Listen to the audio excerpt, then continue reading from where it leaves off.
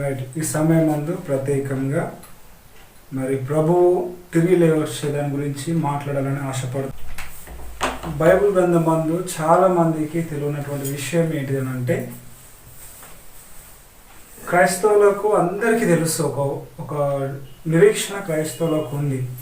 ఆ నిరీక్షణ ఏంటిదనంటే, ప్రతి ఒక్కరము తిరిగి లేస్తాము, ప్రభునందు నిద్రిస్తే కనుక మనం ఖచ్చితంగా తిరిగి లేస్తాము అని చెప్పేసి ప్రతి ఒక్క క్రైస్తవంలో ఒక నిరీక్షణ అనేది ఉంది. కొంతమందికి ఆ నిరీక్షణ అనేది ఉండదు. కానీ బైబిల్ గ్రంథము చాలా స్పష్టంగా కొన్ని విషయాలు తెలియజేస్తూ ఉంది. ఇది సంతోషించవలసినటువంటి దినము. ఎందుకనగా యేసుక్రీస్తు ప్రభు మన కోసము, మన పాపాల కోసము, మన నిమిత్తము ఆయన కలవరి మరణించి సమాధి చేయబడి 3 రోజుల తర్వాత తిరిగి లేచి ఉన్నాడు. ఈ సమయం ముందు తిరిగి లేచినటువంటి దేహం గురించి నేను మాట్లాడాలని ఆశపడుతూ ఉన్నాను.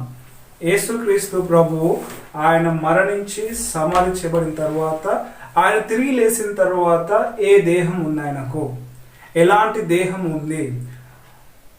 యేసుక్రీస్తు ప్రభు తిరిగి లేచిన తర్వాత పరలోక రాజ్యానికి వెళ్ళాడు. తండ్రి ఎదుట కనుపరుచుకొని భూమి మీదకి వచ్చాడు. అయితే బైబిల్ గ్రంథము ఒక మాట తెలియజేస్తూ ఉన్నాడు. అపోస్తలుడైనటువంటి పౌలు ఏమని తెలియజేస్తూ ఉన్నాడనంటే, రక్త మాంసములు దేవుని రాజ్యంను స్వతంత్రించుకొనదు. 1 కొరింథీయులకు రాసిన పత్రిక 15వ అధ్యాయము 50వ వచనంలో ఈ విధంగా తెలియజేస్తా ఉన్నాడు. సహోదరులారా నేను చెప్పినది ఏమనగా రక్త మాంసములు దేవుని రాజ్యమును స్వతంత్రించుకొననేరవు. ఇక్కడ అపోస్తలుడైనటువంటి పౌలు ప్రతి క్రైస్తవునికి తెలియజేస్తా ఉన్నాడు. ఏమనంటే, రక్త మాంసములు దేవుని రాజ్యమును స్వతంత్రించుకొననేరవు.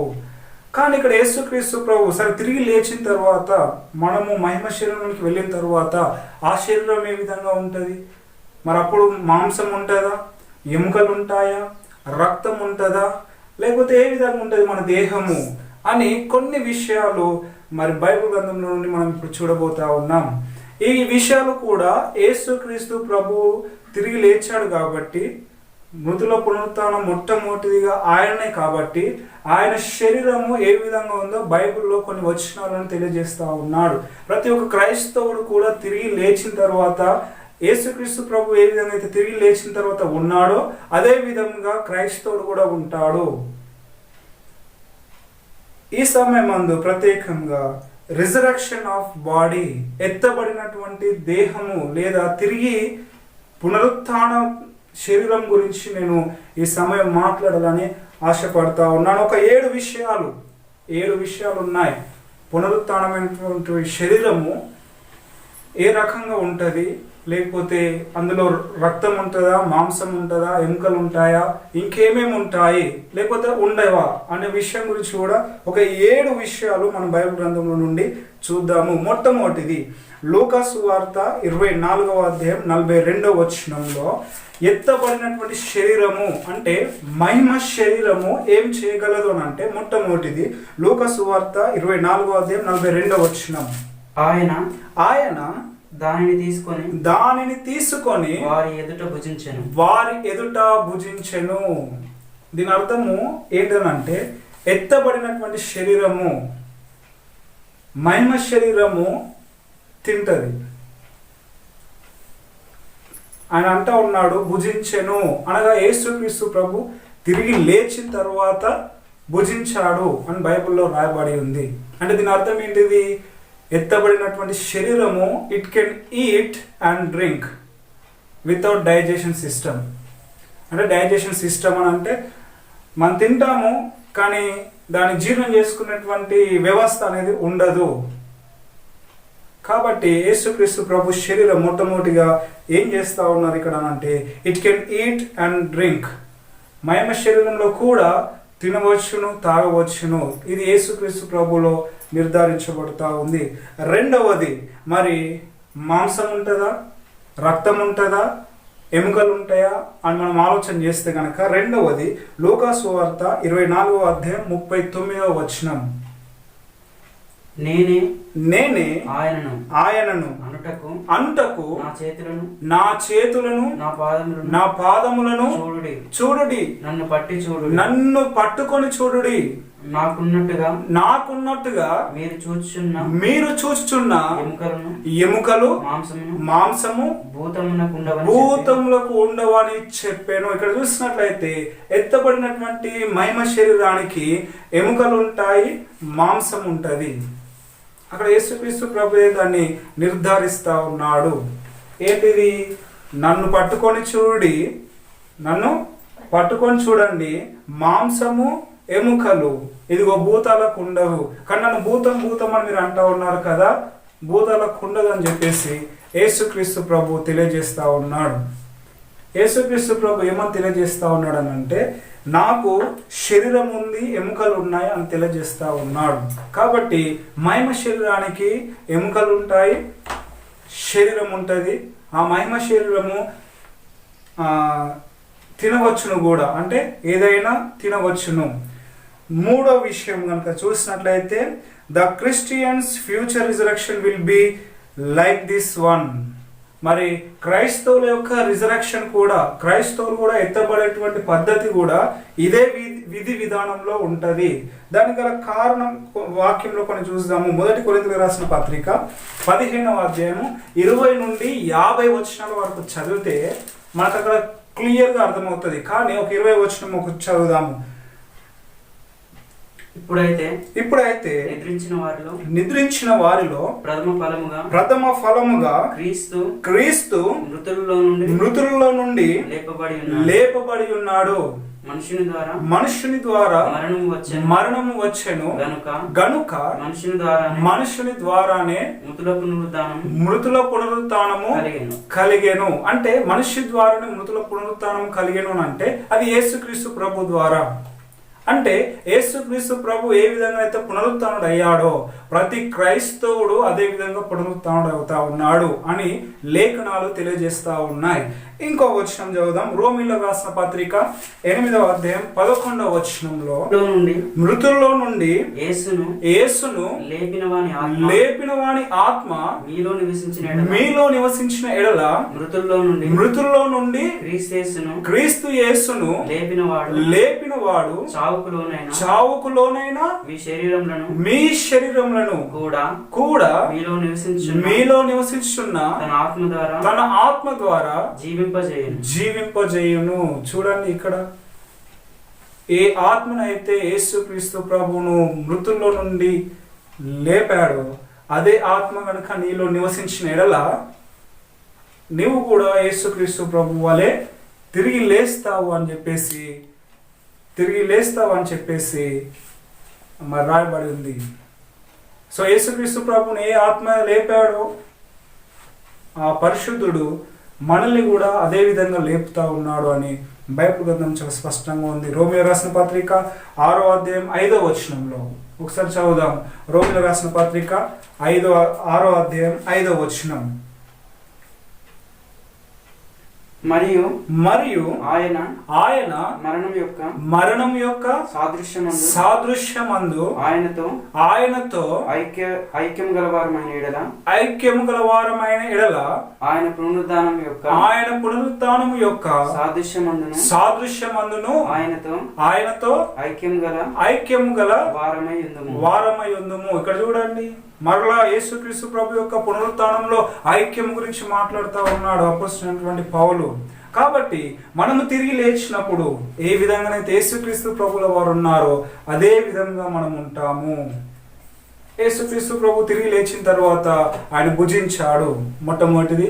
రెండవది, ఆయనకు మాంసం ఉంది, ఎముకలు ఉన్నాయి. మనకు కూడా ఎంతమంది అయితే తిరిగి లేస్తారో వారికి కూడా మాంసం ఉంటుంది, ఎముకలు ఉంటాయి, వారు కూడా భుజించగలరు. ఇక 3వ వచనం కనుక మరి ఫిలిప్పీయులకు రాసిన పత్రిక 3వ అధ్యాయము 20-21 వచనం చదువుదాము. ఫిలిప్పీయులకు రాసిన పత్రిక 3వ అధ్యాయము 20-21 వచనం.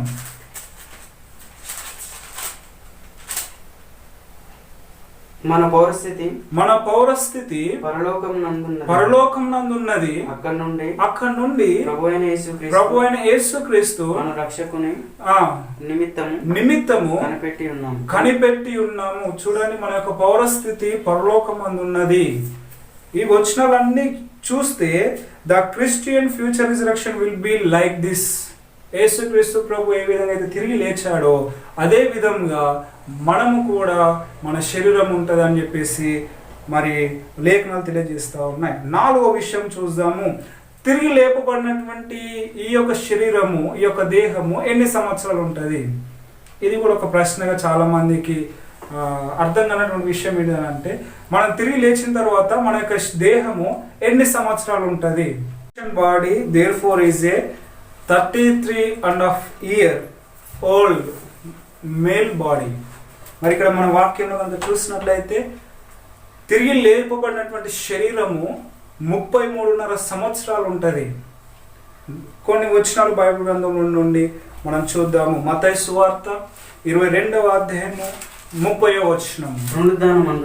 పునరుత్థానమందు ఎవరును పెళ్లి చేసుకొనరు, పెళ్లికి ఇవ్వబడరు, వారు పరలోకమందున్న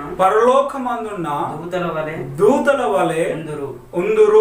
మృతుల పునరుత్థానమును గూర్చి నేను అబ్రహాము దేవుడను ఇస్సాకు దేవుడను యాకోబు దేవుడనై యున్నానని దేవుడు మీతో చెప్పిన మాట మీరు చదవలేదా? ఇక్కడ చూసినట్లయితే దేవుడు అంటా ఉన్నాడు, పునరుత్థానమందు మీరు పరలోకంలో ఉన్నటువంటి దూతల వలె ఉందురు. అక్కడ పెళ్లికి ఇవ్వబడరు, పెళ్లి చేసుకోరు అని వ్రాయబడి ఉంది. యేసుక్రీస్తు ప్రభు ఇక్కడ నిర్ధారిస్తా ఉన్నాడు, ఎవరైతే యేసుక్రీస్తు ప్రభుని అంగీకరించి విశ్వసించి ఈ యొక్క సంఘ కాలంలో ఉంటారో వారు మరి పరలోకంలో ఉన్నటువంటి దూతల వలె ఉంటారు. మరి వాళ్ళు దేవదూతలు మనం బైబిల్ గ్రంథంలో చూసినట్లయితే చాలా మంది తప్పుడు అభిప్రాయాలు కలిగి ఉన్నారు. దేవదూతలు వాళ్ళు పురుషులు, స్త్రీలు కాదు. సో దేవదూతల వల్లే మీరు ఉంటారు అని అంటే మేల్, ఆ విధంగా ఉంటాము, రిజరక్షన్ బాడీ ఉంటుందని చెప్పేసి బైబిల్ గ్రంథం సెలవిస్తూ ఉంది. మరి 33.5 సంవత్సరాలను మనం ఏ విధంగా నిర్ధారించవచ్చు? బైబిల్ గ్రంథంలో ఏమైనా రాయబడి ఉందా ఆ విధంగా అని మనం చూసినట్లయితే మొదటి యోహాను పత్రిక 3వ అధ్యాయము మొదటి 3 వచనాలు కనుక మనం చదివినట్లయితే అక్కడ చాలా స్పష్టంగా అర్థమవుతా ఉంది, ప్రతి ఒక్కరూ 33.5 సంవత్సరాలు గల మహిమ శరీరంతో లేస్తారు. మనము దేవుని పిల్లలమని పిలువబడినట్లు తండ్రి మనకెట్టి ప్రేమ అనుగ్రహించునో చూడుడి. మనము దేవుని పిల్లలమే. ఈ హేతువు చేత లోకము మనలను ఎరుగదు, ఏలయనగా ఆయనను ఎరుగలేదు. ప్రియులారా, ఇప్పుడు మనము దేవుని పిల్లలమై ఉన్నాము. మనం ఇక ఏమవుదుమో అది ఇంకా ప్రత్యక్షపరచబడలేదు గాని ఆయన ప్రత్యక్షమైనప్పుడు ఆయన ఉన్నట్లుగానే ఆయనను చూతుము గనుక ఆయనను పోలి ఉందుమని ఎరుగుదుము. ఇక్కడ సెలవిస్తా ఉన్నాడు. యేసుక్రీస్తు ప్రభు ఎన్ని సంవత్సరాలు ఉన్నాడండి? 33.5 సంవత్సరాలు ఆయన ఉన్నాడు యేసుక్రీస్తు ప్రభు. ఇక్కడ అంటా ఉన్నాడు, ఆయనను పోలినట్టుగానే మనం ఉందుము. దాని అర్థము ఆయన 33.5 సంవత్సరాలు ఉన్నాడు కాబట్టి ఆయన పోలికలో మనం ఉంటాము. ఆయన ఉన్నట్టుగానే మనం కూడా ఉంటామని చెప్పేసి బైబిల్ గ్రంథం చాలా స్పష్టంగా తెలియజేస్తూ ఉంది. మొట్టమొదటిది, ఎత్తబడినటువంటి శరీరము భుజించగల శక్తి సామర్థ్యం కలిగి ఉన్నది. ఆ తర్వాత రెండవది, మరి ఆ యొక్క ఎత్తబడినటువంటి దేహముకు శరీరము ఉంది, అదే విధంగా అంటే శరీరం అనగా మాంసము ఉంది, అదే విధంగా ఎముకలు ఉన్నాయి. మూడవది ఏంటంటే ప్రతి ఒక్క క్రైస్తవుడు ఆ విధంగానే తిరిగి లేస్తాడు. నాలుగవది ఏంటిదనంటే ప్రతి ఒక్క రిజరక్షన్ బాడీ, ఎత్తబడినటువంటి శరీరము, మహిమ శరీరము 33.5 సంవత్సరాల వయసు ఉంటుంది. ఐదవది మనం చూద్దాము. ఐదవది మనము 1 కొరింథీయులకు రాసిన పత్రిక 15వ అధ్యాయం 50వ వచనంలో చదివితే రక్త మాంసములు దేవుని రాజ్యమును స్వతంత్రించుకోవు అని బైబిల్ గ్రంథంలో చాలా స్పష్టంగా ఉంది. అయితే మరి యేసుక్రీస్తు ప్రభువుకు ఉన్నటువంటి ఆ యొక్క మాంసము మరి ఏ విధంగా స్వతంత్రించుకుంది అని మనం ఒకవేళ డీప్గా మనం కనుక ఆలోచన చేస్తే ఇక్కడ మనం అందరం ఒకటి గమనించాలి. It is a flesh and bone body but not a flesh and blood body. ఇక్కడ మనం ఒకటి గమనించాలి, రక్త మాంసంలో దేవుని రాజ్యంను స్వతంత్రించుకో వాస్తవమే, కానీ ఇక్కడ ఆ తిరిగి లేపబడినటువంటి మహిమ శరీరంలో రక్తం ఉండదు. తిరిగి లేపబడినటువంటి యొక్క దేహంలో, పునరుత్థాన దేహంలో మరి మాంసం ఉంటుంది, ఎముకలు ఉంటాయి, కానీ రక్తము మాత్రము అసలే ఉండదు. లూకా సువార్త 24వ అధ్యాయం 30వ వచనంలో మనం చదివాము, నాకున్నట్టుగా మాంసము ఎముకలు భూతాలకు ఉండయి అని చెప్తా ఉన్నాడు యేసుక్రీస్తు ప్రభు. అక్కడ రక్తం గురించి దేవుడు చెప్పలేదు. ఒకవేళ ఉంటే చెప్పునేమో, ఒకవేళ ఉన్నా కూడా అది వాక్యానుసారంగా తప్పుగా పరిగణించబడుతుంది. ఎందుకో తెలుసా? రక్త మాంసములో దేవుని రాజ్యమును స్వతంత్రించుకోవు. ఇది 5వది, రక్తం అనేది ఉండదు. రక్తం అనేది ఉండదు. ఒక విధంగా చెప్పాలి అంటే దేవుడు ఆదాము అవ్వలను సృజించినప్పుడు మరి వారిలో రక్తం అనేది పెట్టలేదు. దేవుడు, తండ్రి అయినటువంటి దేవుడు తన పోలిక చొప్పున ఆదాము అవ్వలను సృజించినప్పుడు వారిలో రక్తం పెట్టలేదు. వాళ్ళకు శరీరం మాంసము ఉంది, ఎముకలు ఉన్నాయి. దేవుడు అంటాడు, ఆదాము యొక్క పకటెముకను తీసి అవ్వను తయారు చేశాడు అని బైబిల్ గ్రంథంలో ఉంది. వారికి మాంసం ఉంది, ఎముకలు ఉన్నాయి, కానీ అప్పటికి వారు పాపం చేయనంత వరకు వారిలో రక్తము లేదు. ఎప్పుడైతే వారు పాపం చేశారో ఆ ఒక తిన్నటువంటి పండు ద్వారా వారిలో రక్తం అనేది కలిగింది అని వాక్యం తెలియజేస్తా ఉన్నటువంటి సత్యం. కాబట్టి రక్త మాంసములు దేవుని రాజ్యమును స్వతంత్రించుకోవు. అందుకే ఆదాము అవ్వలు ఏదైనా తోటలో నుండి బయటికి గెంటి వేయబడ్డారు. ఇది 5వది. ఏంటంటే రిజరక్షన్ బాడీలో రక్తము ఉండదు.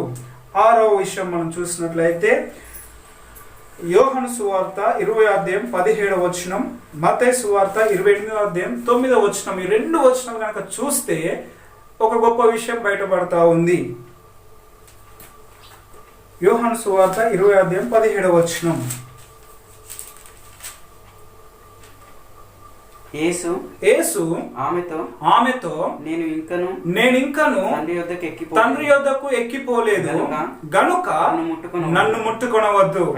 అయితే నా సహోదరుల యొద్దకు వెళ్ళి నా తండ్రి మీ తండ్రియు నా దేవుడును మీ దేవుడును ఆయన వాని యొద్దకు ఎక్కిపోవచ్చున్నానని వారితో చెప్పుమని. ఇక్కడ ఒకటి చూసినట్లయితే మగ్దలైనటువంటి మరియా మరి యేసు పాదాల మీద పడబోతా ఉంటది. అప్పుడు యేసుక్రీస్తు ప్రభు అంటాడు, వద్దొద్దు, నన్ను ముట్టుకోవద్దు, ఇంకా నేను తండ్రి దగ్గరికి వెళ్ళలేదు, అంటే పరలోకానికి వెళ్ళి అక్కడ ప్రజెంట్ అయ్యి రాలేదు నేను ఇంకా అని చెప్పేసి యేసుక్రీస్తు ప్రభు ఏమంటాడంటే నన్ను ముట్టుకొనవద్దు అని అంటాడు. ఆ తర్వాత ఈమె త్రోవలో నుండి వెళ్ళి శిష్యులకు చెప్తా ఉంటే అప్పుడు శిష్యులు ఎదురైతా ఉంటారు యేసుక్రీస్తు ప్రభువుకు. ఒకసారి మత్తయి సువార్త 28వ అధ్యాయం 9వ వచనం ఒకసారి చదువుదాం. మత్తయి సువార్త 28వ అధ్యాయం 9వ వచనం. యేసు వారిని ఎదుర్కొని నీకు శుభమని చెప్పాను. వారు ఆయన యుద్ధకు వచ్చి ఆయన పాదములు పట్టుకొని ఆయనకు మొక్కగా. ఇక్కడ చూడండి, అక్కడేమో మగ్దలేని మరియతో నువ్వు ముట్టుకోవద్దు అని చెప్తా ఉన్నాడు యేసుక్రీస్తు ప్రభు. కానీ తర్వాత ఆయన ఏమంటా ఉన్నాడు, అక్కడ నేను ఇంకా తండ్రి యొద్దకు ఎక్కిపోలేదు. ఇక్కడ మనం ఒకటి గమనించాలి, తండ్రి ఎక్కడ ఉన్నాడు అని మనం ఆలోచన చేస్తే పరలోక రాజ్యంలో ఉన్నాడు, 3వ ఆకాశంలో ఉన్నాడు. యేసుక్రీస్తు ప్రభు అంటా ఉన్నాడు ఆ యొక్క మరియతో, అమ్మా నన్ను ఇంకా నువ్వు ముట్టుకోవద్దు, నేను తండ్రి యొద్దకు ఇంకా ఎక్కి వెళ్ళలేదు అని అంటా ఉన్నాడు. అదే మార్గంలో తాను వెళ్తున్నప్పుడు వెంటనే శిష్యులు ఎదురైనప్పుడు వారు వచ్చి ఈయన పాదాలను పట్టుకున్నారు. అంటే ఇక్కడ దేవుడు ఏమైనా పక్షపాతం చూపిస్తా ఉన్నాడా యేసుక్రీస్తు ప్రభు, ఒకరిని ముట్టుకోమని ఒకరిని ముట్టుకోవద్దని అని అంటే అది కాదు ఇక్కడ సమస్య. అక్కడ జరుగుతున్నది ఏంటంటే ఆయన ఆల్రెడీ అదే సమయంలో ఈ గ్యాప్లోనే పరలోకానికి వెళ్ళి దేవుని కనుపరుచుకొని మరలా భూమి మీదకి వచ్చాడు. అంటే 6వ విషయం ఏంటిదనంటే ఇది సూపర్ న్యాచురల్ పవర్ అన్నట్టు. ఒక సూర్యుని వెలుగు కంటే, సూర్యుని యొక్క కిరణాల కంటే తొందరగా మన యొక్క ఎత్తబడినటువంటి శరీరము ప్రయాణించగలదు, ట్రావెల్ చేయగలదు. సూర్యుని యొక్క కిరణాలు భూమి మీద పడడానికి 6 నుండి 7 నిమిషాల మధ్యలో టైం పడుతూ ఉంటుంది. అంతకంటే ఫాస్ట్గా ఈ యొక్క మహిమ శరీరము ప్రయాణించగలదు. ఒక సేవకుడు ఈ విధంగా క్యాల్కులేట్ చేశాడు, పరలోక రాజ్యము ఎన్ని రోజులలో పోవచ్చు అని. మరి రక్మన్ సార్ ఈ విధంగా చెప్పాడు. ఆయన వాక్యానుసారంగా కొన్ని చూసి, భూమి, ఆ తర్వాత పక్షులు తిరిగేది మొదటి ఆకాశము, ఆ తర్వాత గెలాక్సీ ఉండేది రెండవ ఆకాశము, ఆ తర్వాత సముద్రము, ఆ తర్వాత పరలోక రాజ్యము. ఇవన్నీ మరి ఈ యొక్క మొదటి ఆకాశము, రెండవ ఆకాశము, ఆ తర్వాత సముద్రము దాటి పరలోకానికి వెళ్ళాలనంటే ఒక సెకండ్కు 500 మైళ్ళ వేగంతో, అదే విధంగా 500 సంవత్సరాలు ప్రయాణం చేస్తే మరి ఆ యొక్క పరలోక రాజ్యము చేరుకోవచ్చు అని ఒక దైవ సేవకుడు మరి క్యాల్కులేట్ చేసుకున్నాడు. ఇక్కడ మనం చూసినట్లయితే దాన్ని బట్టి అది కనుక మనం ఆలోచన చేస్తే మన ఎత్తబడినటువంటి ఈ మహిమ శరీరము ఎంత ఫాస్ట్గా ట్రావెల్ చేయగలదో మీరు గమనించండి. యేసుక్రీస్తు ప్రభువు అన్నాడు, నన్ను ముట్టుకోవద్దని ఆ సమయం మంది అన్నాడు. తర్వాత శిష్యులు వచ్చినప్పుడు ఆయన పాదాల మీద పడతా ఉంటే ఆయన ముట్టుకొని ఇచ్చాడు. దాని గల కారణం ఏంటంటే ఆయన ఆ సమయంలోనే పరలోకానికి వెళ్ళి వెంటనే భూమి మీదకి తిరిగి వచ్చాడు. అంటే చాలా ఫాస్ట్గా మరి ఈ యొక్క మహిమ శరీరము ప్రయాణం చేయగలదు. ఇది 6వ విషయం. ఇక చివరిది 7వ విషయం ఏంటిదనంటే మరి ఈ యొక్క ఎత్తబడినటువంటి ఈ యొక్క మహిమ శరీరము ఆటోమేటిక్ స్ట్రక్చర్. ఆటోమేటిక్ స్ట్రక్చర్ అని అంటే ఉదాహరణకు మనందరికీ తెలుసు, బోర్ల కరెంటు. ఆటోమేటిక్ బోర్డు ఫిట్ చేసాం అనుకోండి, కరెంట్ రాగానే అదే ఎత్తుకుంటుంది, కరెంట్ పోగానే అదే బంద్ అవుతుంది. ఇది ఆటోమేటిక్ స్ట్రక్చర్. అదే విధంగా ఈ యొక్క మన శరీరం అంటే ఎత్తబడిన తర్వాత ఈ మహిమ శరీరము ఆటోమేటిక్గా ఈ గోడలో నుండి బయటికి వెళ్ళగలదు, బయట నుండి మరలా గోడ నుండి బయటికి రాగలదు. ఇది యేసుక్రీస్తు ప్రభునందు కూడా జరిగింది. యోహాను సువార్త 20వ అధ్యాయం 19వ వచనం. యోహాను సువార్త 20వ అధ్యాయం 19వ వచనం. ఆదివారం సాయంకాలమున శిష్యులు యూదులకు భయపడి తాము కూడి ఉన్న ఇంటి తలుపులు మూసుకొని ఉండగా యేసు వచ్చి మధ్యను నిలిచి మీకు సమాధానం కలుగును గాక అని వారితో చెప్పాను. ఇక్కడ చూడండి, వారు తలుపులన్నీ మూసుకొని వాళ్ళు కూర్చున్నారట ఒక ఇంట్లో. యేసుక్రీస్తు ప్రభు వారి మధ్యలో వచ్చి నిల్చున్నాడట. హౌ ఇస్ ఇట్ పాసిబుల్ అనంటే ఈ దేహముకు ఆటోమేటిక్ స్ట్రక్చరు ఉన్నది. అంటే ఎందులో నుండైనా ట్రావెల్ చేయగలదు, ప్రయాణం చేయగలదు. ఇంకొక విధంగా చెప్పాలంటే లూకా సువార్త 24వ అధ్యాయం 31వ వచనంలో, లూకా సువార్త 24వ అధ్యాయం 31వ వచనం.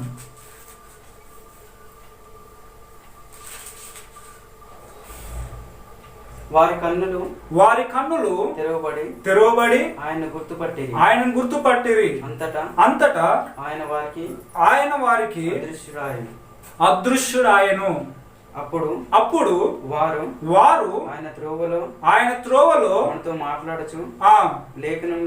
లేఖనములను మనకు బోధపరచు మన హృదయము మనలో మండుచుండలేదు. ఇక్కడ చూడండి, ఆయన 31వ వచనం మరొకసారి చదువు నాయన.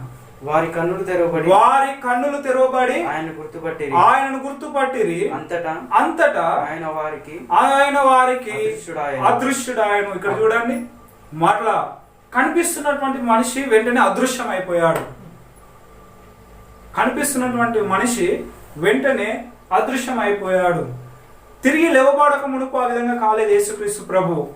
తిరిగి లేవబడక మునుపు ఆయన ఎప్పుడూ అదృశ్యం కాలేదు, ప్రజల్లోనే ఉన్నాడు. కొట్టడానికి వస్తున్నా కూడా తప్పించుకున్నాడు తప్ప ఆయన ఎప్పుడు అదృశ్యుడు కాలేదు. కానీ ఈ ఎత్తబడిన తర్వాత ఈ మహిమ శరీరంతో ఉన్నప్పుడు ఆయన ఆటోమేటిక్ స్ట్రక్చర్ అన్నట్టు అదృశ్యం కాగలిగాడు. ఆయన అంట ఇక్కడ మనం చూసాము 1 యోహాను పత్రిక 3వ అధ్యాయం 1 నుండి 3 వచనం వరకు మనం చూసాము. ఇందాక ఆయన ఉన్నట్టుగానే ఆయన చూస్తాము, ఆయన పోలికలో మనం ఉంటాము. యేసుక్రీస్తు ప్రభు తిరిగి లేచిన తర్వాత కూడా 33.5 సంవత్సరాలే కనిపించాడు. తిరిగి లేచిన తర్వాత కూడా 33.5 సంవత్సరాల వయసులోనే కనిపించాడు, ఆ వయసుతోనే కనిపించాడు. కాబట్టి ఈ 7 విషయాలు, ఈ 7 సంఘటనలు ప్రతి ఒక్క క్రైస్తవునికి, అంటే ఎవరైతే ఎంతమంది ఎత్తబడతారో ఆ ఎత్తబడే వారి జీవితంలో ఈ 7 విషయాలు జరుగుతాయి.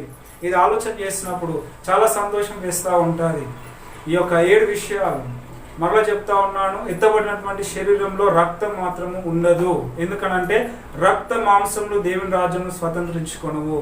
ఈ 7 విషయాలు మరొకసారి మీకు చెప్పి ముగిస్తాను. మొట్టమొదటిది, ఎత్తబడినటువంటి శరీరము తినగలదు, త్రాగగలదు. రెండవది, మరి ఆ శరీరానికి మాంసము ఉంటుంది, ఎముకలు ఉంటాయి. ఈ యొక్క మూడవ విషయం ఏంటంటే ఈ యేసుక్రీస్తు ప్రభు పునరుత్థానం లాగానే ప్రతి క్రైస్తవుని పునరుత్థానం ఉంటుంది. నాలుగవది, మరి ఎంత వయసు ఉంటుంది ఎత్తబడినటువంటి ఆ యొక్క మహిమగల శరీరానికి ఎంత వయసు ఉంటుంది అంటే 33.5 సంవత్సరాలు ఉంటాయి. ఐదవ విషయం ఏంటంటే రక్తము శరీరము ఉండదు, కానీ మాంసము ఎముకలు ఉంటాయి. ఆరవది ఏంటంటే సూపర్ న్యాచురల్, ఎంతో ఫాస్ట్గా ప్రయాణించగలదు. సూర్యకిరణాల కంటే వేగంగా ఆ క్షణంలోనే భూమి నుండి పరలోకం వెళ్ళి పరలోకం నుండి భూమి మీదకి రాగలదు ఆ మహిమ శరీరము. ఇక చివరిగా లాస్ట్ 7వది ఏంటంటే ఆటోమేటిక్ స్ట్రక్చర్, ఉన్న పాటనే అదృశ్యం కాగలదు. ఆ తర్వాత ఒక దానిలో నుండి ఒక దానిలోనికి బయటికి లోపలికి రాగలదు. సో ఈ 7 మరి పునరుత్థానమైనటువంటి శరీరంలో, పునరుత్థానమైనటువంటి దేహంలో కనిపిస్తాయి. రిజరక్షన్ బాడీ, ఈ యొక్క బాడీలో, ఈ యొక్క దేహంలో ఈ 7 విషయాలు దాగి ఉన్నాయి. ప్రతి ఒక్క క్రైస్తవుడు ఎంతో సంతోషించవలసింది. ఎందుకో తెలుసా? యేసుక్రీస్తు ప్రభు లేచి ఉన్నాడు, మనం కూడా ఖచ్చితంగా తిరిగి లేస్తాము. ఈ గొప్ప నిరీక్షణతో మరి దేవుడు మిమ్మల్ని దర్శించాలని, మీరు ప్రభునందు నిద్రించేంత వరకు ఈ నిరీక్షణ మీలో ఒక గొప్ప పట్టుదలగా ఉండాలని ప్రార్థిస్తూ మరి